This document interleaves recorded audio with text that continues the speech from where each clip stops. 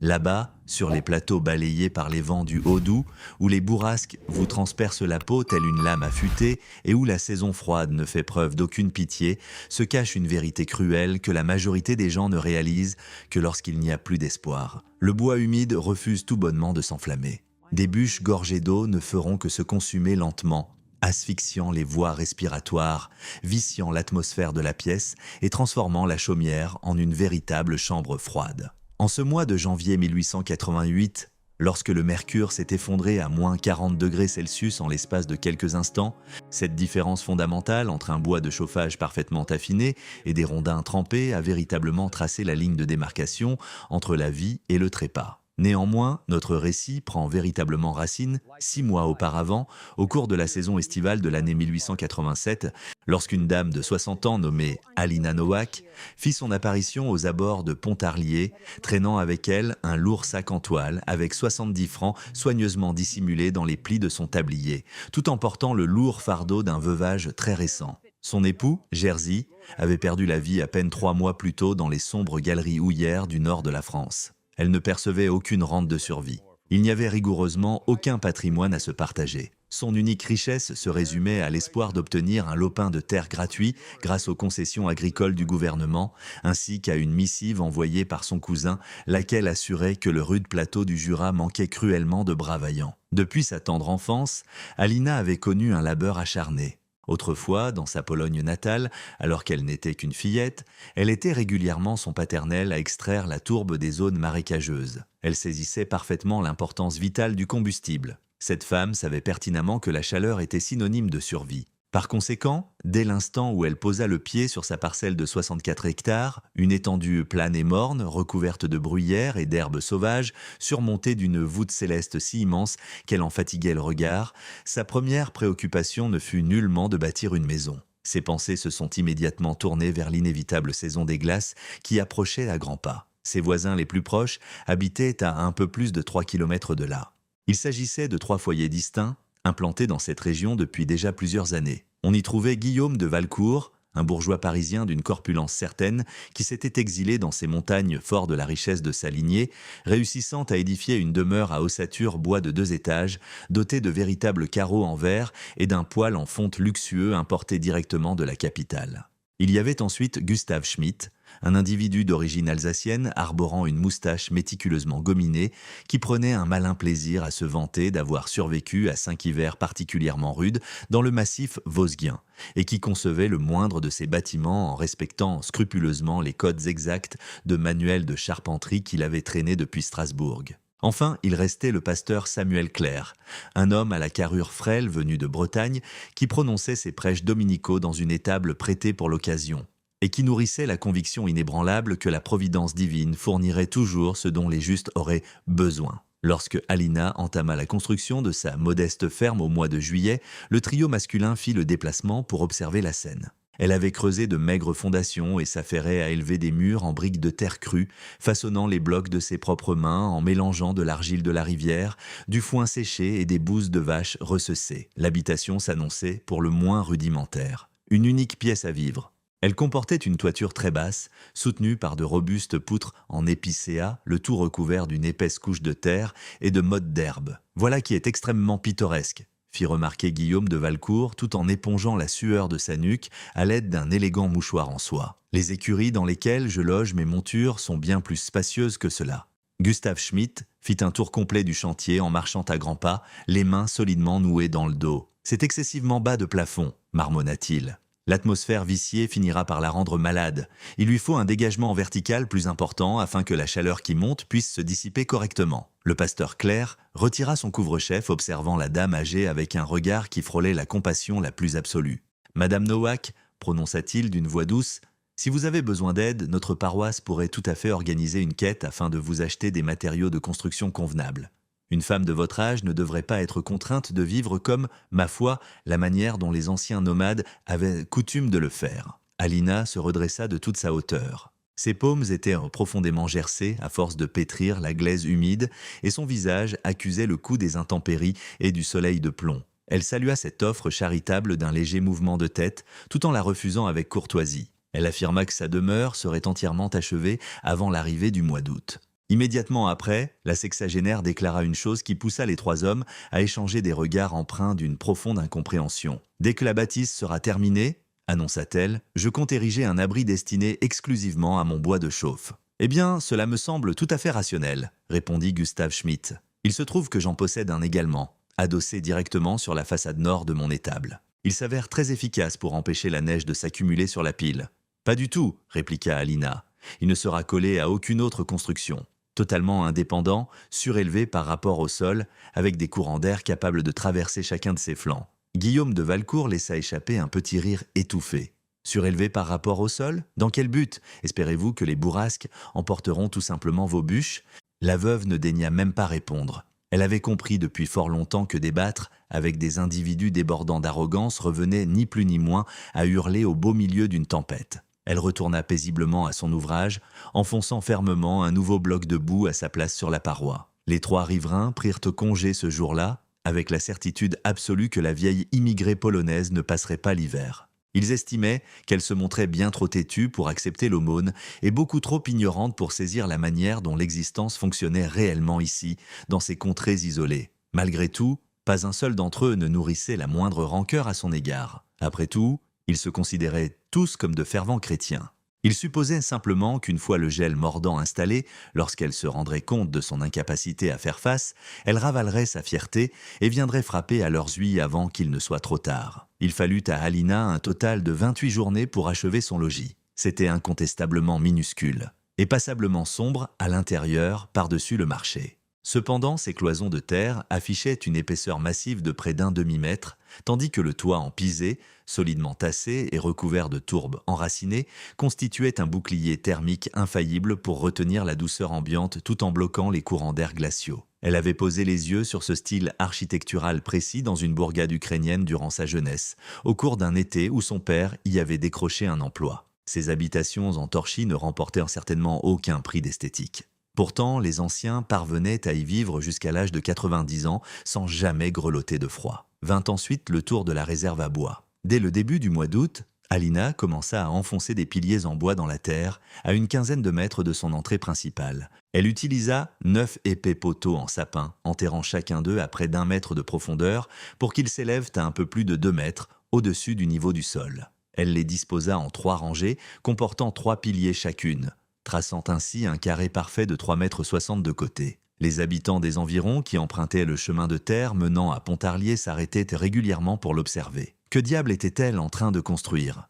Une espèce de plateforme surélevée ? Un mirador de surveillance ? Guillaume de Valcourt s'approcha à cheval un mardi après-midi. Alina était occupée à transporter des planches qu'elle avait récupérées sur un vieux wagon abandonné près du lit du ruisseau. L'homme se glissa hors de sa selle et examina les montants verticaux en fronçant sévèrement les sourcils. « Madame Nowak, commença-t-il, je n'ai aucune envie de m'immiscer dans vos affaires, mais toute cette entreprise ressemble à un monumental gaspillage d'énergie. Si vous avez vraiment besoin d'un hangar, fixez-le simplement contre les cloisons de votre maison. Les 2 bâtisses pourront ainsi partager la chaleur ambiante. » « Le bois de chauffage n'a nullement besoin de chaleur, » rétorqua Alina sans interrompre sa tâche. « Il nécessite une bonne ventilation. »« Une bonne ventilation ?» répéta Valcourt, donnant à ce concept un ton foncièrement ridicule. « Madame, il est de notoriété publique que le combustible doit être conservé à l'intérieur, méticuleusement empilé et protégé des intempéries. Si vous le laissez entièrement à la merci des courants d'air de cette façon, il séchera beaucoup trop vite et finira par se consumer comme du papier de soie dans votre foyer. » Alina planta un lourd clou à travers le bois d'œuvre en assénant 3 coups de marteau précis et redoutables. « Le bois humide refuse tout bonnement de s'enflammer, » déclara-t-elle. « Les rondins gorgés d'eau provoquent des maladies. Un bois parfaitement affiné sauve des vies. » Valcourt poussa un profond soupir et se hissa de nouveau sur sa monture. « C'est votre temps que vous gaspillez, madame, et c'est votre propre dos que vous détruisez. » Pourtant, lorsque Gustav Schmidt passa dans les parages quelques jours plus tard en compagnie de son fils aîné, sa critique s'avéra nettement plus cinglante. L'immigré alsacien parada autour de la charpente en serrant un mètre ruban, vérifiant les inclinaisons à 2 reprises comme s'il était un inspecteur agréé des chemins de fer. Il n'arrêtait pas de secouer la tête en signe de désapprobation flagrante. « Fondamentalement bancal, décréta-t-il, une forte bourrasque va aplatir toute cette installation. Et regardez donc ici, il n'y a absolument aucun bardage. À quoi peut bien servir une remise qui ne possède pas de mur? Les flancs ouverts permettent à la brise de balayer l'intérieur, expliqua Alina. Les rafales aspirent la moisissure directement hors de l'écorce, l'humidité s'évapore tout simplement. D'ici à ce que le mois de décembre pointe le bout de son nez, ma réserve de combustible sera optimale. Gustave croisa fermement les bras sur sa poitrine. Madame Nowak, il se trouve que j'ai étudié les manuels prussiens d'ingénierie forestière. Le bois doit vieillir dans des environnements strictement contrôlés. L'hygrométrie ambiante doit se situer entre 30 et 50%. Cette approche particulière, cette tactique rustique et paysanne consistant à tout laisser à la merci des éléments, n'est efficace que dans les contrées arides. Ici, nous subissons des trompes d'eau. Nous affrontons des blizzards tardifs au printemps. Votre stock va pourrir bien avant d'avoir eu la moindre chance de sécher correctement. Alina déplaça son regard vers le garçon de Gustave, un adolescent de 17 ans qui les observait les paupières mi-closes, affichant un désintérêt évident. « Et qu'en est-il de votre fils » demanda-t-elle. « Passe-t-il également ses journées à éplucher ses ouvrages savants ?» Gustave cligna des yeux, confus. « Je vous demande pardon ? Votre progéniture possède-t-elle le savoir-faire nécessaire pour fendre du bois sans s'appuyer sur un livre ?» Le jeune homme redressa instantanément sa posture. « Bien sûr que oui. Dans ce cas, c'est lui qui s'en sortira, » nota Alina. « La littérature est utile. Cependant, le travail manuel enseigne ses propres leçons essentielles. » Gustave s'éloigna à grands pas, se sentant profondément offensé. Il murmura à son épouse plus tard dans la soirée que la vieille dame polonaise était une parfaite imbécile et que, d'ici le réveillon de Noël, elle finirait par supplier pour un bol de bouillon à l'église du village. Le pasteur Claire fut finalement la dernière personne à faire une apparition. Il arriva au petit trot sur son cheval un après-midi de septembre, pile au moment où Alina apportait les dernières finitions à la toiture de l'auvent. Il s'agissait d'une architecture de toit plutôt atypique, inclinée des deux côtés mais présentant un espace béant et volontaire d'une quinzaine de centimètres courant tout le long du faîtage. Chaque fois qu'une tempête éclatait, les précipitations ne pouvaient pas s'accumuler. L'eau glissait le long des pentes et s'écoulait sans danger loin des fondations. Pourtant, l'aspect le plus curieux résidait dans la façon dont cette ouverture sommitale permettait au courant d'air plus chaud de s'échapper vers le haut, pendant que les rafales glaciales s'infiltraient par les côtés dépourvus de protection. « Sœur Nowak !» s'exclama l'homme d'église avec son ton pastoral caractéristique, « je vous porte dans mes prières quotidiennes. »« Je vous en suis très reconnaissante, mes pasteurs, » répondit Alina. « J'adresse moi aussi mes propres prières au ciel. » Le bruit court au village que vous assemblez cette charpente afin d'y amasser vos bûches de chauffage. C'est tout à fait exact. Écoutez, ma sœur, je garde ma propre réserve hivernale soigneusement empilée contre le mur nord de ma masure, bien à l'abri, sous une épaisse toile cirée. Ce système a fonctionné à merveille durant 3 hivers consécutifs. C'est simple. C'est une technique qui a fait ses preuves. Ce chantier sur lequel vous vous acharnez, avec tout le respect que je vous dois, semble être... Eh bien, cela m'apparaît comme inutilement alambiqué. Alina redescendit de son échelle en bois. De la sciure s'accrochait à ses cheveux et de minuscules échardes s'étaient incrustées dans ses paumes. « Dites-moi, pasteur, » lança-t-elle, « avez-vous déjà véritablement essayé d'allumer une flambée avec du bois qui est resté coincé sous une bâche pendant des semaines de pluie interminables ? Eh bien, tempéra le prédicateur, je concède qu'il arrive parfois de rencontrer une légère trace de moiteur. Mais tant que l'on emploie une quantité suffisante de petits bois bien secs, les flammes finissent inévitablement par prendre. » Alina hocha fermement la tête. « Et quelle est la quantité exacte d'allume-feu que vous finissez par consommer de la sorte ?» Le pasteur se contenta de hausser les épaules. « Je n'en tiens pas un compte rigoureux. »« Moi, je le fais, » affirma Alina, « car chaque petit éclat de brindille que j'utilise est un fragment de combustible qui échoue à m'offrir une véritable chaleur. Chaque minute qui s'écoule à attendre que ce feu prenne est une minute supplémentaire à souffrir dans un courant d'air glacial. Et lorsque la saison hivernale s'éternise, ces minutes gaspillées s'additionnent pour former des heures. Ces heures perdues se transforment en journées entières. Et ces journées glaciales peuvent très facilement devenir l'élément qui décidera si vous continuerez à respirer ou si vous finirez 6 pieds sous terre. » Le pasteur Clerc resta complètement muet l'espace d'un instant. Il esquissa ensuite ce sourire doux et diplomatique que les hommes de foi arborent systématiquement lorsqu'ils sont en profond désaccord, mais qu'ils préfèrent esquiver la confrontation. « Que le Seigneur bénisse vos entreprises, ma sœur, lui souhaita-t-il, avant de talonner sa monture pour s'éloigner de la propriété au trot. Si vous estimez que le bon sens pratique de nos ancêtres possède plus de valeur que l'arrogance démesurée de notre société moderne, assurez-vous de vous abonner à la chaîne. Nous nous efforçons activement de faire revivre ces récits vitaux que l'histoire a tenté d'effacer. » Alina consacra l'intégralité du mois de septembre ainsi que les 2 premières semaines d'octobre uniquement au tronçonnage du bois. Elle ne possédait ni cheval de trait, ni hache d'abattage imposante.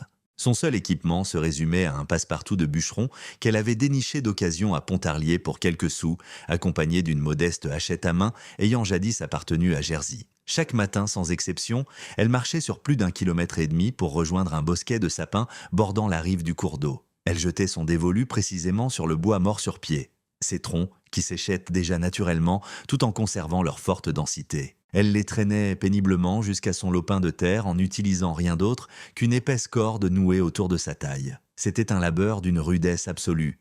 Ses mains étaient constamment en sang. Les articulations de ses épaules la faisaient atrocement souffrir. Une fois la nuit tombée, elle s'effondrait sur son matelas rembourré de paille et plongeait dans un sommeil profond, sans l'ombre d'un rêve.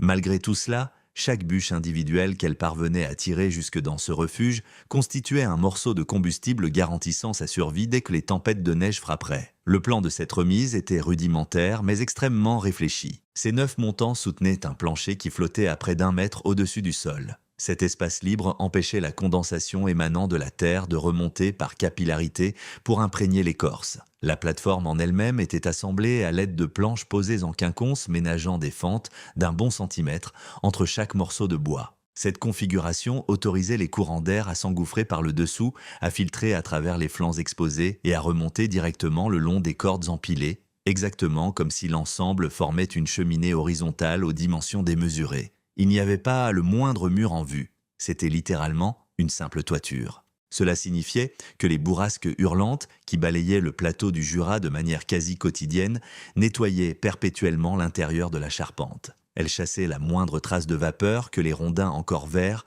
transpiraient. Lors des épisodes orageux, les précipitations s'abattèrent de biais, mais la toiture à double pente déviait sans peine le plus gros de l'averse. Et puisque la bâtisse avait été orientée de façon à ce que sa façade la plus large soit parfaitement perpendiculaire au vent dominant d'ouest, la ventilation globale s'en trouvait poussée à son paroxysme. Alina n'avait manifestement pas appris cette méthode dans un quelconque ouvrage savant. Elle en avait percé le secret en observant la manière dont son aïeul, autrefois en Pologne, s'y prenait pour conserver le fruit de sa pêche quotidienne. Il fabriquait ces séchoirs en bois sur lesquels il suspendait les morues, laissant les brises, soutenues, soufflant depuis la mer Baltique, déshydrater la chair. Le poisson ne devenait jamais rance. Il n'avait jamais subi la moindre invasion d'asticots. Les principes physiques sous-jacents demeuraient rigoureusement identiques. Une aération continue, zéro humidité stagnante. Elle alignait soigneusement ses bûches sur des rangées planes, veillant à ce que les extrémités sciées soient dirigées vers l'extérieur face au courant d'air. Chaque niveau était légèrement surélevé par rapport au précédent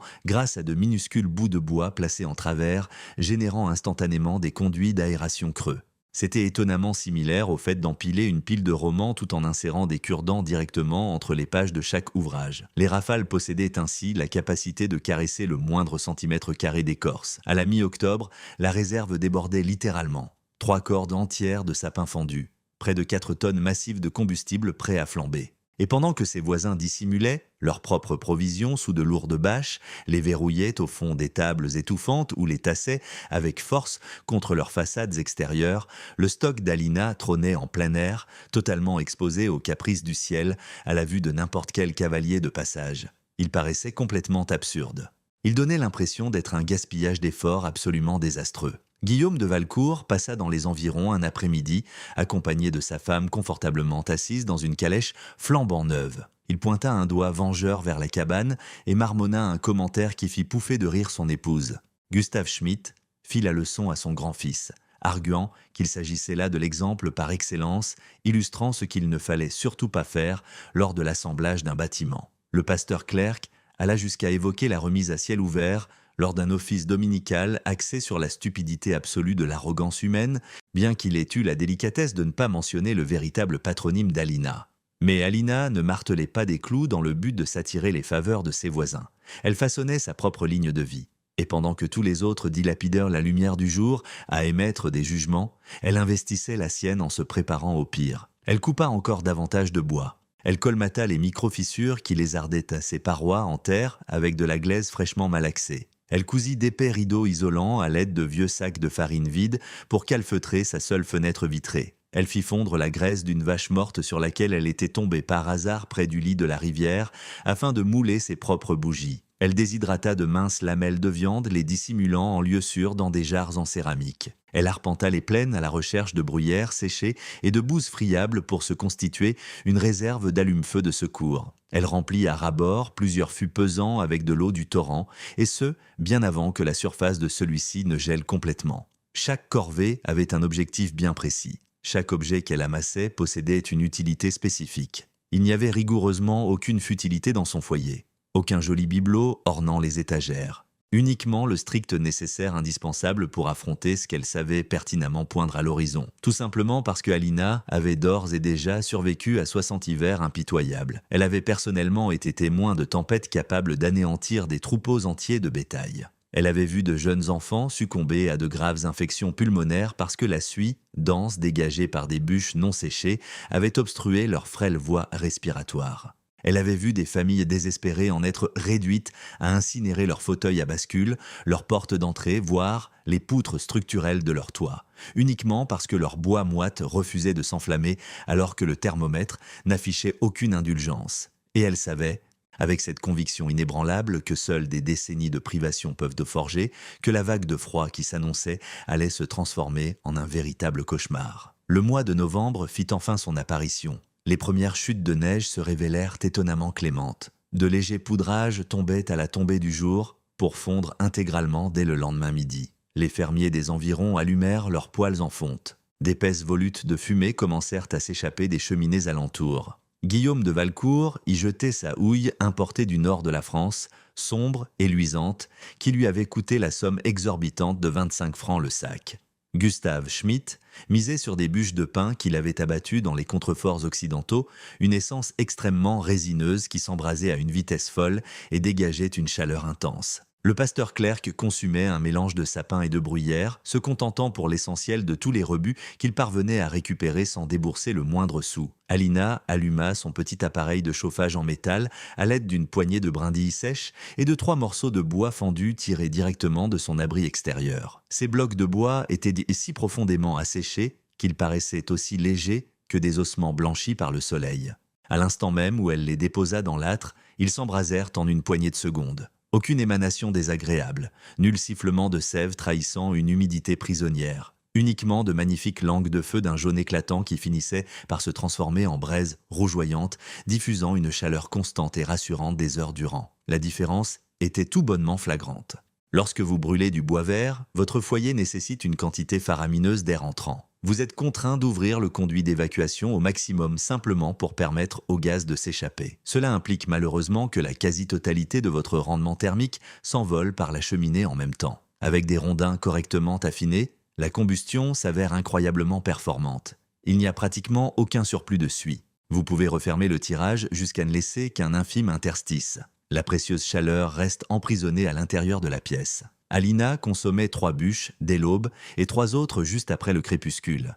6 morceaux de bois de chauffage par jour. Étant donné sa réserve colossale de 3 cordes entières, elle détenait suffisamment de combustible pour alimenter son feu pendant 150 jours consécutifs.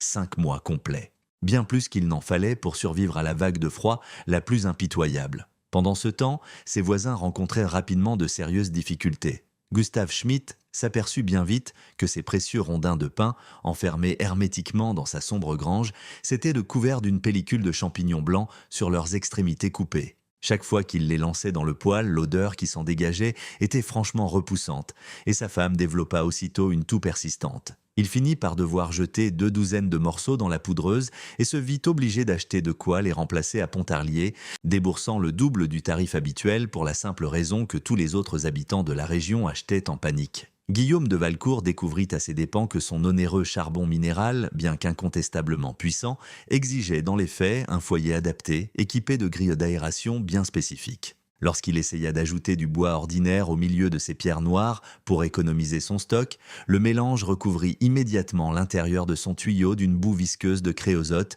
étouffant gravement son tirage ascendant. Il dut faire appel à un ramoneur professionnel venu exprès de Besançon, qui lui factura 40 francs uniquement pour récurer son conduit. Le pasteur Clerc se contentait d'enfourner tout ce qu'il parvenait à dégoter dans son appareil de chauffe. Son tas de combustible lourdement appuyé contre sa façade nord et étouffé sous une bâche en toile, restait profondément gorgé d'eau en son cœur. La glace fondante de sa toiture s'égouttait directement dans l'interstice entre le tissu et les planches, inondant totalement les rangées inférieures. À chaque fois qu'il tentait de démarrer un feu, il perdait allègrement 20 minutes à souffler frénétiquement et à bourrer des brindilles supplémentaires avant que le bois ne daigne enfin prendre. D'épaisses volutes de fumée grisâtre asphyxiaient l'ensemble de la masure bien avant que l'aspiration de la cheminée ne réussisse enfin à tirer les gaz vers le haut. Sa pauvre épouse se voyait obligée d'étendre des draps mouillés près de l'âtre juste pour produire assez de vapeur afin de soulager leurs gorges irritées et douloureuses. Pas un seul de ces hommes ne prit la peine de se déplacer à cheval pour prendre des nouvelles d'Alina au cours du mois de novembre. Il n'y en avait tout simplement pas besoin. Les températures glaciales demeuraient encore à peu près supportables. Les principaux chemins charretiers restaient dégagés d'amas neigeux trop importants. Le quotidien suivait son cours normal. Toutefois, dès l'arrivée du mois de décembre, l'ambiance changea du tout au tout. Le tout premier signal d'alarme fut ce silence assourdissant. Les oiseaux chanteurs disparurent complètement. Les corbeaux noirs, qui faisaient habituellement un vacarme de tous les diables à chaque lever du soleil, plièrent bagages et filèrent vers des contrées méridionales plus clémentes. Les loups des montagnes cessèrent brusquement leurs hurlements nocturnes. Le bétail devint extrêmement nerveux dans ses stalles, décochant de violents coups de sabot contre les portes des étables sans la moindre raison apparente. Alina ressentit cette bascule au plus profond de ses os. C'était très exactement le même calme sinistre qu'elle connaissait jadis en Pologne, juste avant que les gigantesques bourrasques de la mer Baltique ne ravageant la contrée. Mère Nature cherchait activement à s'abriter. Et lorsque le monde sauvage se terre, c'est l'indice flagrant que quelque chose de véritablement catastrophique fonce droit sur vous. Le 12 décembre, une effroyable tempête de neige s'abattit. 30 centimètres s'accumulèrent en une seule nuit, puis 20 autres vinrent s'y ajouter le jour suivant. Les chemins de terre devinrent totalement impraticables. Les familles se calfeutrèrent chez elles, jetant des bûches dans leurs foyers et priant pour que la tourmente se dissipe. Gustav Schmidt fut contraint d'envoyer son aîné briser la glace du ruisseau chaque matin pour que les bêtes puissent moeller s'abreuver. L'adolescent revenait les doigts gelés et les lèvres teintées de bleu. Sa mère le frictionnait vigoureusement avec de la poudreuse et l'emmitouflait dans des édredons chauffés, un remède de grand-mère qui fonctionnait parfois mais qui causait par moments des dégâts encore plus graves. Guillaume de Valcourt finit par perdre 2 moutons dans son pré glacial. Il les retrouva figés debout, raides comme des piquets, le givre accroché massivement à leur laine.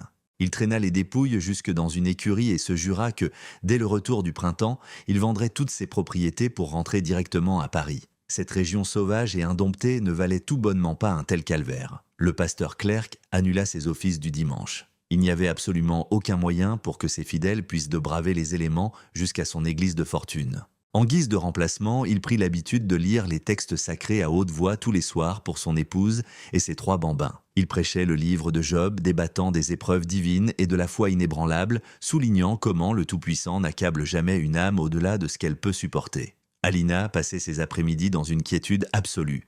Sa petite bicoque aux cloisons épaisses conservait la douceur à la manière d'un four à pain. Au petit matin, lorsqu'elle entrouvrait le tirage et y balançait 3 rondins parfaitement secs, les flammes reprenaient de vie en un clin d'œil. Il n'y avait aucune lutte acharnée avec l'arrivée d'air, 0 frustration, seulement un confort stable et digne de confiance. Elle s'aventurait à l'extérieur une seule fois par jour pour inspecter sa charpente de stockage.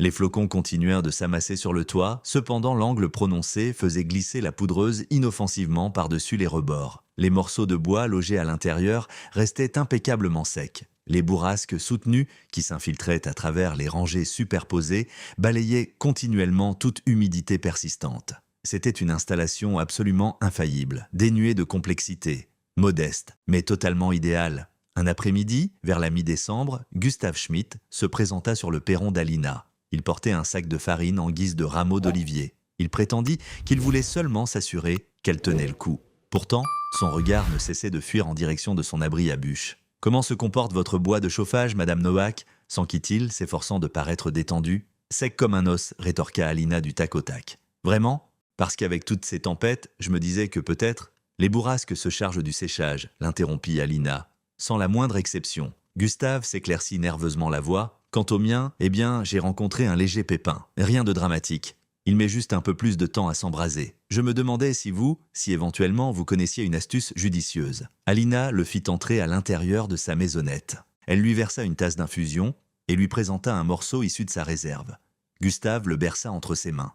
L'objet lui parut pratiquement dépourvu de poids, dur comme de la pierre. Lorsqu'il toqua dessus avec ses jointures, l'écorce résonna comme une caisse claire creuse. Il n'y restait pas la moindre goutte d'eau, pas la moindre souplesse. C'était le matériau de chauffe suprême et idéal. « Comment diable est-ce possible » marmonna Gustave. « Comment êtes-vous parvenu à un tel résultat ?» Alina se contenta de pointer son doigt à travers la vitre, directement vers son installation à ciel ouvert. « Il se trouve juste là, dehors, » affirma-t-elle. « Il y était resté depuis le tout début. » Gustave contempla la scène à travers ce carreau givré pendant un long moment. Pour finir, il opina du chef d'un air lent et résigné. « Je vous remercie pour votre temps, Madame Nowak, » murmura-t-il. Et sur ces mots, il prit congé. Plus tard dans la soirée, Gustave se mit à l'ouvrage pour assembler sa propre copie de la structure ouverte d'Alina. Toutefois, le moment était on ne peut plus mal choisi. Il avait déjà consumé la moitié de son stock.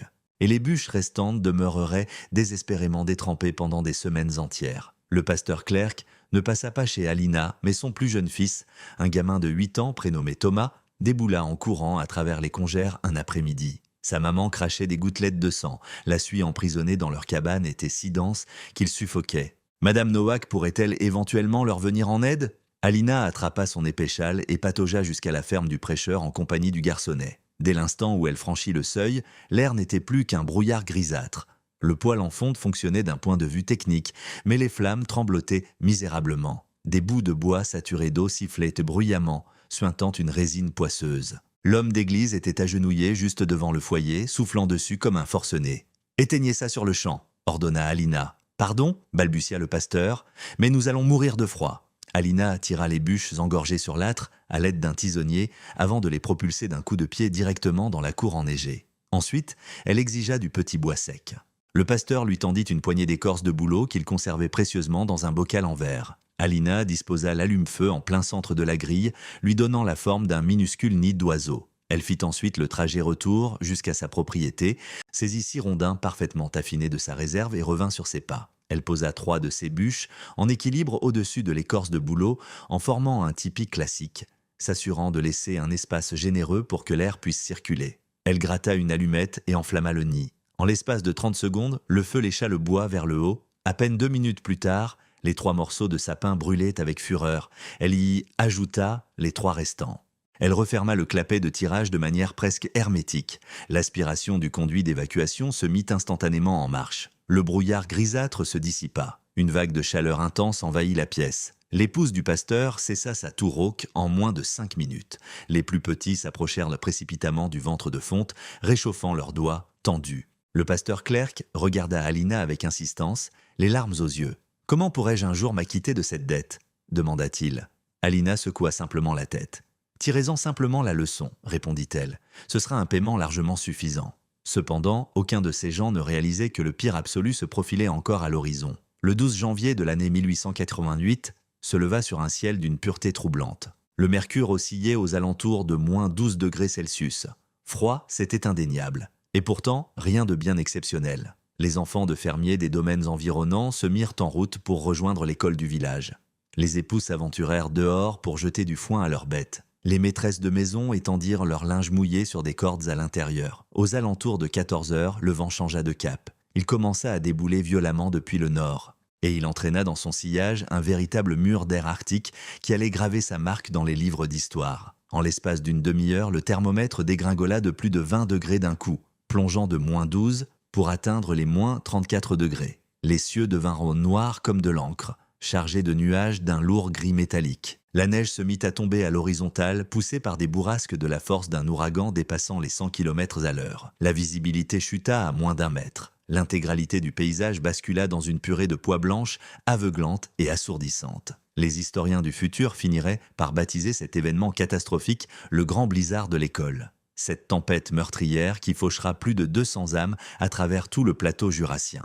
Des gamins qui perdirent le nord alors qu'ils marchaient péniblement depuis leur salle de classe pour regagner leur chaumière. Des éleveurs qui périrent à une quinzaine de mètres seulement de leur propre porte d'entrée pour la simple et bonne raison qu'ils ne voyaient pas plus loin que le bout de leur nez. Du bétail qui gela entièrement tout en restant debout, leurs paupières définitivement bloquées en position ouverte. Guillaume de Valcourt se trouvait à l'extérieur, dans son écurie, lorsque la rafale frappa. Il venait tout juste d'aller vérifier l'état de ses chevaux. À l'instant où il entendit le rugissement assourdissant de la tempête, il s'élança vers la sortie. Seulement, la lourde porte de l'étable refusa de bouger. Les congères s'étaient tassés fermement contre l'extérieur en une poignée de secondes.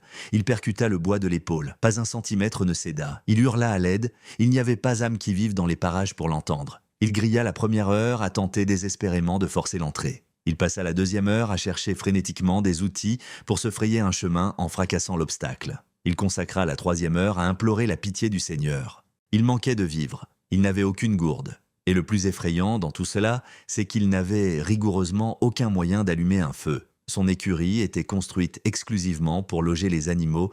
Il n'y avait absolument aucun appareil de chauffage. Rien que de la luzerne sèche et du bois de charpente. Gustav Schmidt, lui, se trouvait en sécurité à l'intérieur de sa maison avec sa famille. Il possédait de la nourriture en abondance. Il disposait d'eau potable. Néanmoins, ses réserves de bûches étaient pratiquement épuisées. Le peu qui traînait encore était complètement trempé. Chaque fois qu'il tentait d'allumer un brasier, cela lui bouffait 30 minutes et consumait le moindre débris d'allume-feu en sa possession. Il parvint finalement à maintenir une flamme pitoyable en vie, bien que le rendement thermique fût dramatiquement insuffisant. Son épouse déplaça leurs garçons sur un seul et même matelas et empila la totalité de leurs édredons directement sur eux. Gustave et elle instaurèrent des roulements pour s'occuper des braises toutes les heures. Fermer l'œil n'était pas envisageable. Si ces charbons s'éteignaient, ils étaient pour ainsi dire condamnés. Le pasteur Claire se trouvait dans une situation encore plus désastreuse. Suite à l'intervention d'Alina, il avait fait l'effort de rationner ses bûches plus sévèrement, mais la dure réalité était que sa réserve était lamentable et trempée jusqu'à la moelle.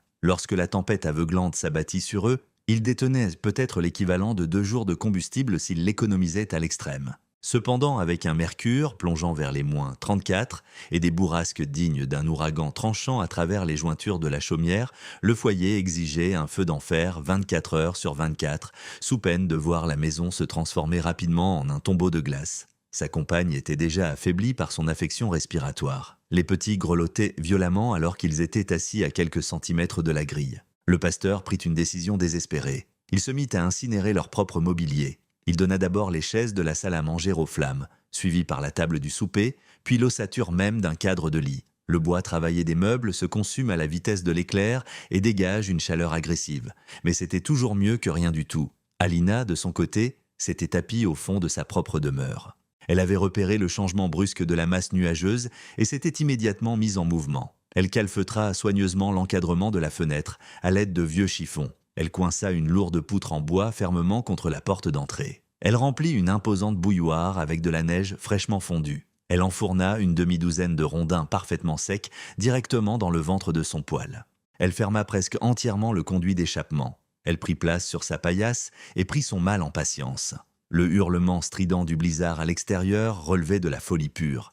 La masure entière tremblait, mais ces épaisses briques de terre tenaient bon de manière magistrale. Ce toit trapu fait de terre et de mottes d'herbe étouffait totalement ce chaos. Et l'énergie thermique rayonnant du poêle en métal, entretenue par un bois parfaitement débarrassé de son humidité, restait constante sans la moindre faiblesse. Alina ne ressentait pas la moindre once de terreur. Elle avait déjà surmonté des bourrasques colossales par le passé. Elle savait pertinemment qu'une panique incontrôlable s'avérait bien plus mortelle qu'une chute des températures.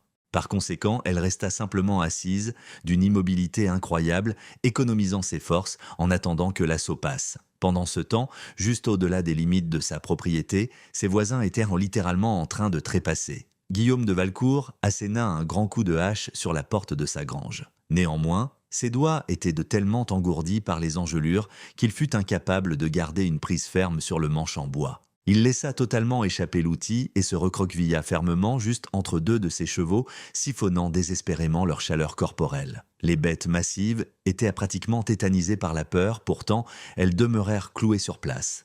La chaleur irradiante de leur pelage maintenait les battements de son cœur, mais de justesse. Gustav Schmidt balança les tout derniers éclats de sa réserve de bois aux alentours des 12 coups de minuit.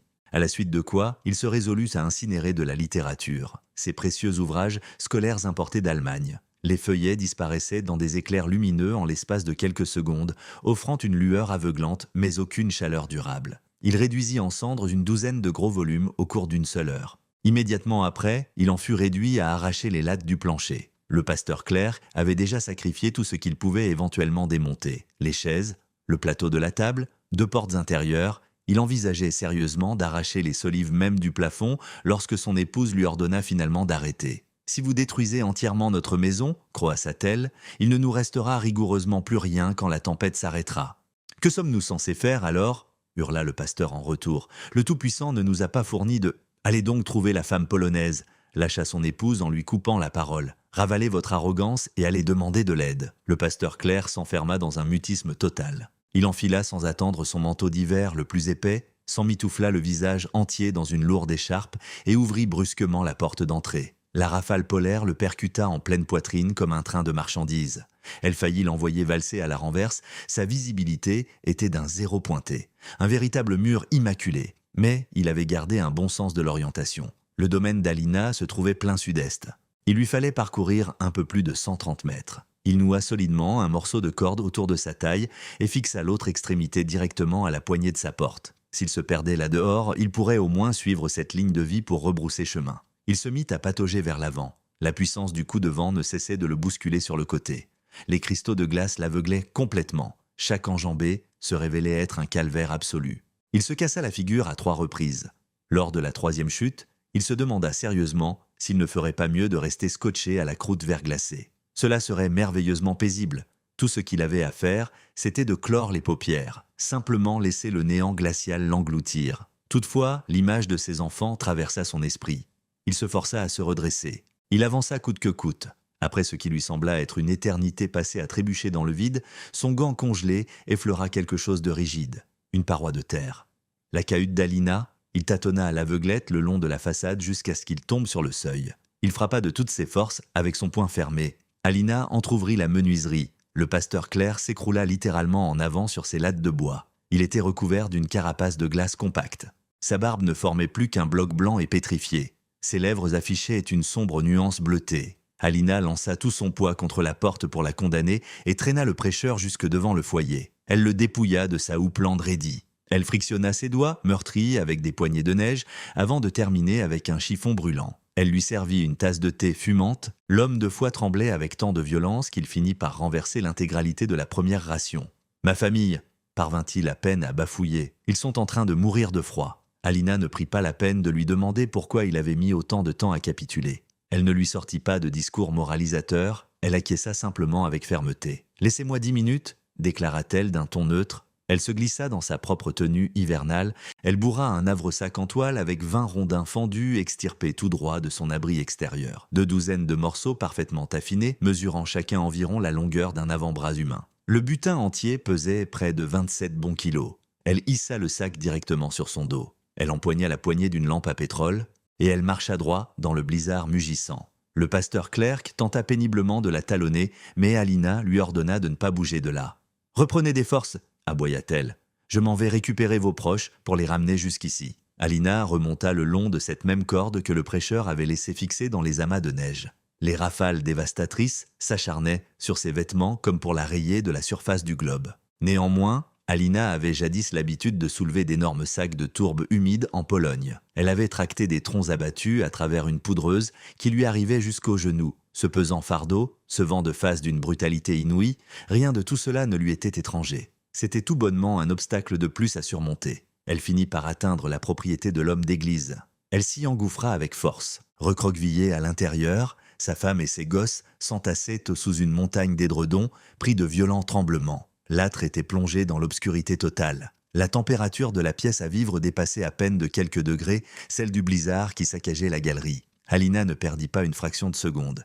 Elle jeta son sac à dos sur le parquet. Elle alluma une flambée éclair grâce à des brindilles parfaitement sèches qu'elle avait dissimulées au fond de la poche de son manteau. Elle agença une demi-douzaine de rondins au-dessus du feu. Elle réussit à faire prendre l'intégralité du tas. En quelques poignées de minutes, le poêle en fonte vrombissait d'une force spectaculaire. « Très bien, » annonça-t-elle, « vous venez tous vous abriter chez moi. » Elle emmaillota fermement chacun des gamins dans d'épaisses couvertures.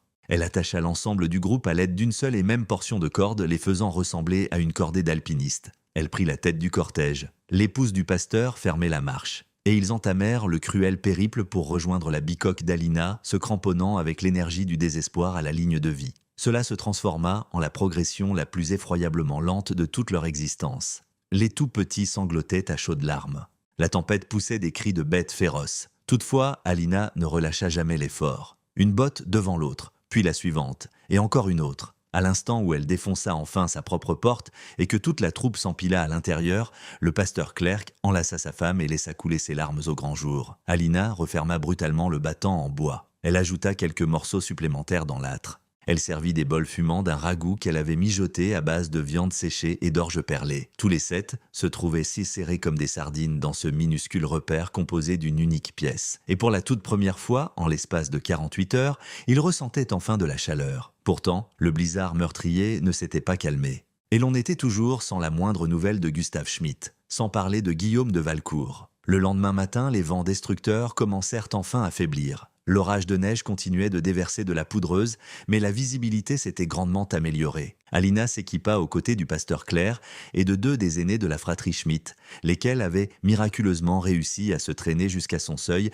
à la faveur de la nuit. Ils trouvèrent Gustave Schmitt complètement évanoui au beau milieu de sa maison. Il avait fait brûler la moitié du parquet de sa salle à manger. Les émanations nocives, se dégageant de ce bois gorgé de vernis, lui avaient causé une grave intoxication. Sa femme et les plus jeunes enfants étaient d'une fragilité extrême, mais leur cœur battait toujours. Alina et l'homme d'église rapatrièrent toute cette petite troupe directement vers sa propriété, ce qui porta le nombre total de personnes à 13 âmes, confinées dans une surface de tout juste 15 mètres carrés. Ils tombèrent par hasard sur Guillaume de Valcourt dans son écurie, pelotonné au beau milieu de 2 immenses dépouilles équines.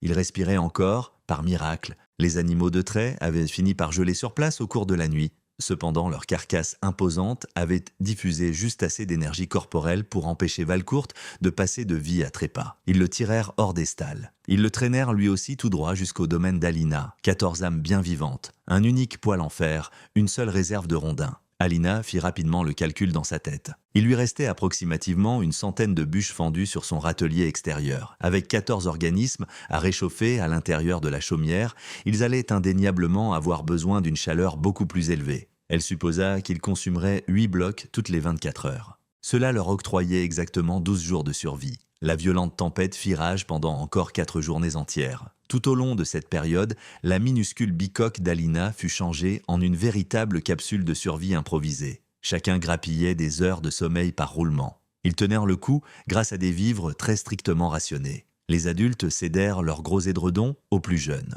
Alina garnissait personnellement la grille en métal exactement toutes les 3 heures. Elle ne gaspilla pas un seul fragment de combustible. Elle refusait de laisser le feu s'emballer de manière trop agressive ou décliner dangereusement. Une maîtrise totale et absolue du brasier. Lorsque Gustave Schmitt s'éveilla finalement de sa torpeur, il balaya la pièce bondée du regard et murmura « J'aurais vraiment dû écouter ».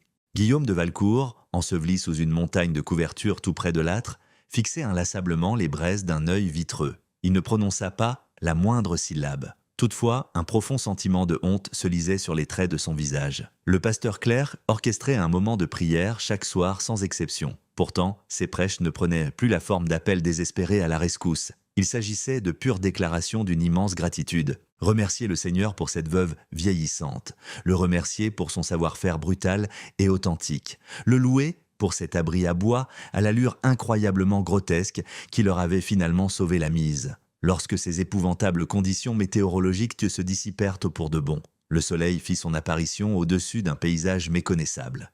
Les murs de neige s'étaient formés jusqu'au niveau des rebords de fenêtres.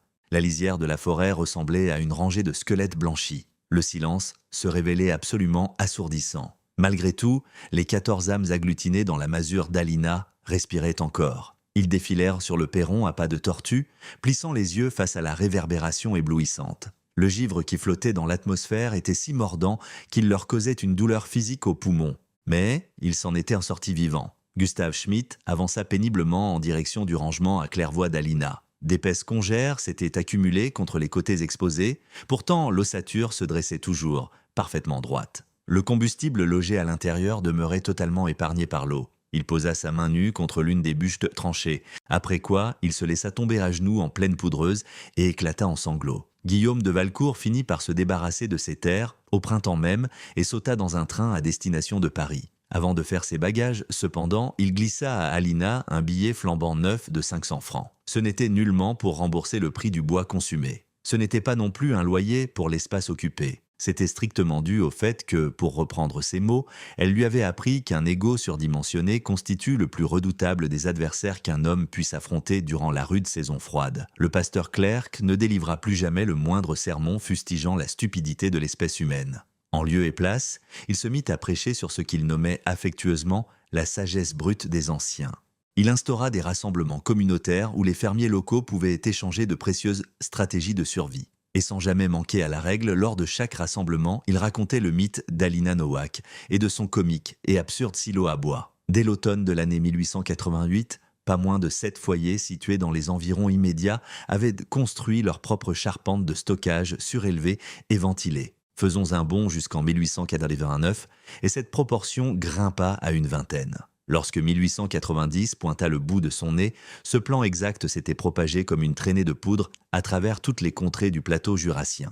Les habitants de la région les rebaptisèrent très vite des remises polonaises, en dépit du fait qu'Alina déclinait formellement la moindre reconnaissance pour cette trouvaille. Elle poursuivit tout bonnement sa vie paisible dans sa cahute étriquée faite de briques de terre. Elle continua de scier consciencieusement son propre bois à l'approche de chaque automne. Elle maintint son habitude de l'empiler bien haut au cœur de son séchoir balayé par les vents. Et à chaque nouvelle saison glaciale, à chaque fois que la morsure du gel envahissait le canton et que les ruraux alimentèrent leur foyer, les volutes de fumée s'échappant paisiblement du tuyau d'Alina restaient invariablement d'une finesse et d'une clarté exceptionnelles. Le tout simplement parce que sa provision de combustible conservait son affinage optimal. Alina Nowak rendit son dernier soupir en 1903, à l'âge vénérable de 76 ans. Elle fut inhumée dans le modeste cimetière de Pontarlier. Sa pierre tombale se passait de la moindre prétention. Elle n'affichait rien d'autre que ses prénoms et noms, ainsi que ses dates de naissance et de mort. Tout en bas de la stèle, cependant, un inconnu, très probablement l'un des fils adultes du pasteur,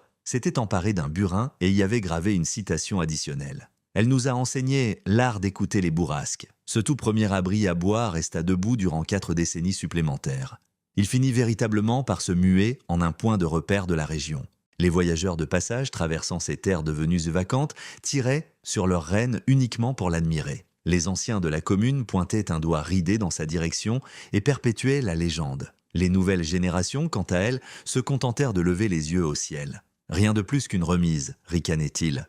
Juste un tas de bois pourrissant. Pourtant, quiconque avait réellement survécu au cauchemar glacial de l'année 1888 saisissait cette vérité indiscutable. Il ne s'agissait nullement d'un vulgaire espace de stockage. C'était un véritable mémorial érigé en l'honneur d'une idée remarquablement simpliste et pourtant si essentielle, prouvant ainsi que de mettre son orgueil de côté ne rime pas avec lâcheté, que le vrai génie ne se cache point entre les pages d'ouvrages reliés, mais plutôt dans l'observation attentive du monde qui nous entoure, qu'échapper à la mort relève rarement de l'accumulation frénétique d'équipements, mais consiste plutôt à exploiter pleinement le strict minimum que l'on possède déjà, qu'un bois de chauffage parfaitement séché renferme infiniment plus de préciosité que la vanité d'un être humain, et que, de temps à autre, la personne même que la société a si hâte de mépriser s'avère être la seule à se douter de ce qui pointe à l'horizon. Les témoignages bouleversants dans la veine de celui d'Alina Nowak agissent comme un brutal rappel que la modestie et l'art de l'observation valent bien plus que leur pesant d'or massif.